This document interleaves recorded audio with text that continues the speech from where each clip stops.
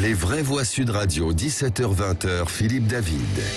Retour des vraies voix avec Philippe Bilger, Lydia Guirousse, Boris Force. C'est l'heure de la chronique de notre ami Frédéric Brindel.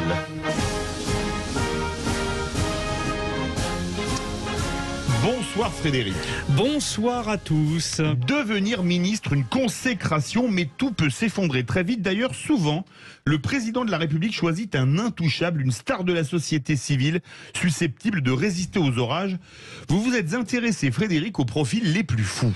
Oui, et tout commence par une parade nuptiale. Susciter l'envie de vous appeler, recevoir le coup de téléphone du président ou du Premier ministre, jusqu'à très tard dans la nuit. Pour cela, conseil.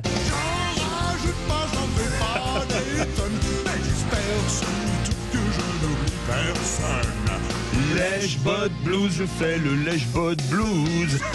Ça peut aider, hein. Alors très vite, les chefs de gouvernement ont compris que pour apporter du relief à leur équipe, il fallait un lettré. N'est-ce pas, cher Boris, vous en êtes un. Alors,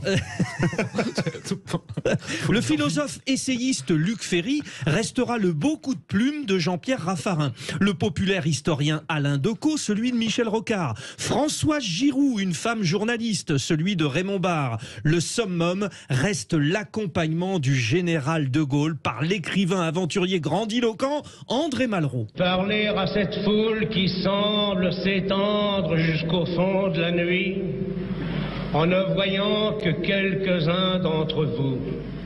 Lorsque dans une centaine d'années, les historiens s'occuperont de nous, ils diront sans aucun doute: quelle étrange époque!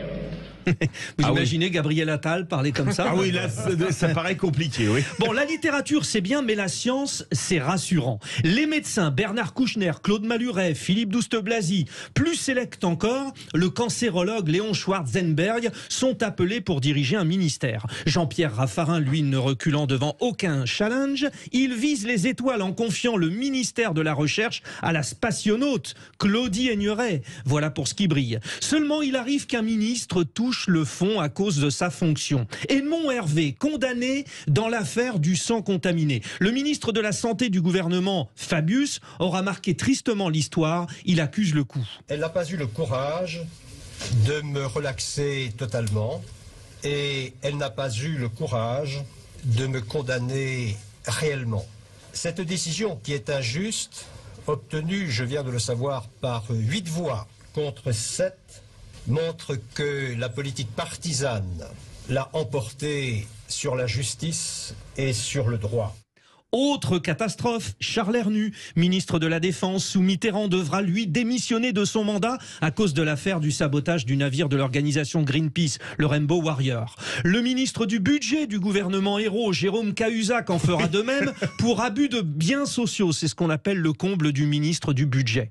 Et pour contrebalancer les conséquences de ces images ternies, le chef de l'État doit trouver des célébrités aimées. Alors attention, test. Vous êtes prêts tous autour de la table? En 2012, Jean-Marc Ayrault appelle au ministère de la francophonie Yamina Benguigui. Oui, très bien, la réalisatrice. Bonne réponse, oui. En 2010, François Fillon à la culture appelle Frédéric Mitterrand. Oui, ça fait deux, Oui, ça fait je suis deux en pour avance. Boris. En 2017, Édouard Philippe appelle à la transition écologique. Hulot. Nicolas Hulot, Oui. c'est pour Lydia, le présentateur d'Ushuaïa, qui à l'époque était aimé, mais plus après. C'est évident. En 1992, Pierre Bérégovoy imagine au ministère de la Ville Bernard Tapie. Bernard Tapie. Enfin là, c'est Et plutôt allez, le l'OM. contraire. C'est Bernard Tapie qui imagine le ministère de la Ville. Bon, ça ne dure que 3 mois pour cause de mise en examen. Puis il revient, puis il se lance dans les élections européennes. Du nanar à l'antenne un soir d'élections européennes pour le plaisir. C'est incroyable, hein. J'ai vu tout à l'heure, vous avez fait un interview, là, je me suis demandé si c'était pas vidéo gag, ou si c'était pas surprise tout à l'heure, quand à la sortie des bureaux de vote, vous indiquiez à des gens pourquoi ils avaient voté pour moi. Moi, je crois qu'il y a plusieurs choses qu'il faut bien comprendre. La gauche, ça ne se décrète pas parce qu'on a une carte du Parti Socialiste depuis 20 ans. Et vous n'êtes pas éliminé de la gauche sous prétexte que vous n'êtes pas un ancien fonctionnaire. Alors que faut-il Excusez-moi, ça me rappelle un aphorisme Oui. de Guy Bedos, qu'on lui avait... Drucker lui demande t'es pas socialiste. Elle a répondu, bah non, je suis de gauche. Bon alors, conclusion, que faut-il se dire le jour de sa nomination? Un jeu risqué, ministre. Robert Boulin, ministre du Travail, est retrouvé mort en forêt de Rambouillet en 1979. Un jeu atemporel, ministre. Michel Crépeau ne passera que 28 jours au ministère de la Justice. Un jeu primé, ministre. En marge de son passage dans les gouvernements Chirac et Barre, Christian Poncelet s'affirme comme le politique le plus grand cumulard de l'histoire sur une carrière. 147 années de mandat électif en cumulé. Vraiment, rentrer dans un gouvernement, c'est tout un savoir-faire. J'ai un beau discours, politique, amour, un programme, un but. Votez pour moi, vous ne serez pas déçus. Finalement, c'était Eddie Mitchell qui en parle le mieux de politique. C'était Eddie Mitchell. C'est vrai que la politique, Philippe Bilger, ça existe, le lèche-bot blues pour devenir ministre ou secrétaire d'État?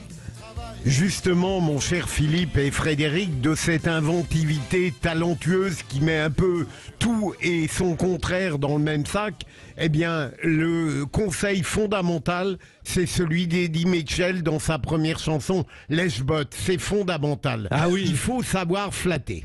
Vous êtes Ça, d'accord? c'est indéniable. Et comme ça, on n'a pas besoin d'énormément de talent pour ça. Hein. C'est pas compliqué. Blaise, flattez-moi, ça me Je rappelle. connais une députée talentueuse qui s'appelle Axel Lemaire et qui, elle, a dit non quand on l'a appelée, quand Jean-Marc Ayrault l'a appelée pour lui proposer d'entrer dans le gouvernement Ayrault, hein, donc en juin 2012, elle est sur le plateau de Canal+. Jean-Marc Ayrault fait assaut du Standard, elle le prend, elle réfléchit et elle rappelle, elle dit non. Donc il y a des gens qui résistent, vous voyez. Axel Lemaire. Prouve que Bravo, Dieu Axel. existe. Bien sûr. Comme chantait France Gall. Le mot de la fin, Lydia Guirous.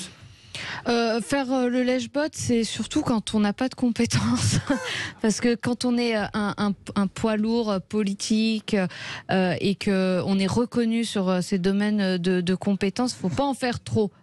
Faut pas faire trop le lèche-bot. Souvent, c'est l'outil de ceux qui ont rien d'autre à vendre. Bon, ce qui est fou finalement, c'est qu'au bout du compte, il y en a quelques-uns qui ont su résister, mais en obtenant ce qu'ils voulaient.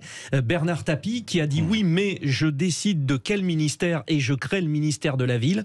Et puis un certain Nicolas Sarkozy qui, au moment du non-cumul des mandats décidé par Chirac, dit oui, mais je reste président du conseil départemental des Hauts-de-Seine et en plus je prends la présidence de l'UMP et je redevient ministre de l'Intérieur. Là, quand on est du Sarkozy ou du Tapie, c'est... Ah oui, Poids lourd. Ça, c'est Gros appétit. poids lourd, oui. Gros appétit. Poids lourd. Merci beaucoup Frédéric Brindel. Les vraies voix à 17h presque 58.